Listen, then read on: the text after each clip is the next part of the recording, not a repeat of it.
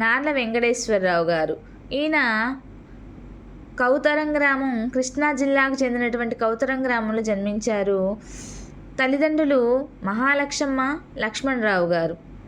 రాజ్యసభ సభ్యులుగా 2 సార్లు పదవిని చేపట్టారు. ఆంధ్రప్రభ, ఆంధ్రజ్యోతి సంపాదకత్వం వహించిన పత్రికలు నడిపారు. నార్ల వెంకటేశ్వరరావు గారు హేతువాది. ఇక జాబాలి, సీతజోస్యం, నరకంలో హరిశ్చంద్రుడు,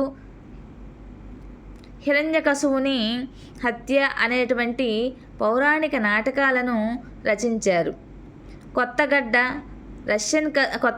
అనే నాటిక సంపుటిని, రష్యన్ కథలు, కదంబం కథలు అనే కథలను, పురాణ వైరాగ్యం అనేటువంటి నవలను, మాటామంతి, పిచ్చాపాటి, ఆషామాషి అనేటువంటి వ్యాస సంకలనాలు, నార్లవారి మాట అనేటువంటి శతకాన్ని నార్ల వెంకటేశ్వరరావు గారు రచించారు.